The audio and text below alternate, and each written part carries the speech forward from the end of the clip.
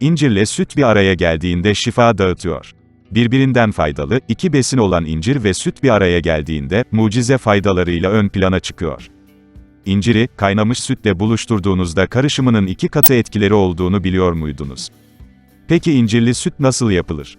İncirli sütün vücudumuza ne gibi faydaları var? Bu soruların yanıtlarını sizler için araştırdık. İncirli sütün, vücudumuza ne gibi faydaları var? İncirli sütü tükettikten, yalnızca yarım saat sonra kabızlık sorununun, ortadan kaybolduğunu göreceksiniz. İncirli süt şişkinlik hissini de ortadan kaldırır. Bağırsak tembelliğinden şikayetçiyseniz, incirli süt sayesinde rahatça tuvalete çıkabileceksiniz. Balgam sökücü özelliği de olan incirli süt, kronikleşmiş öksürüğe ve bronşite çare olacaktır. Ayrıca boğaz ağrısını da kısa bir süre içerisinde geçirir. Sık sık soğuk algınlığına yakalanıyorsanız bu karışımı hayatınızdan eksik etmemelisiniz. Çünkü incirli süt doğal bir antibiyotiktir. Not: eğer süte, laktoza ya da incire karşı alerjiniz varsa, söz konusu karışımı tüketmeden önce, mutlaka doktorunuza danışınız.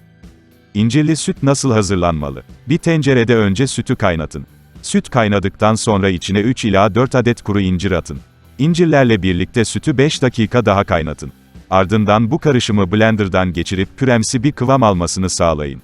Şifalı karışım bu şekilde hazır olacaktır, afiyetle tüketebilirsiniz.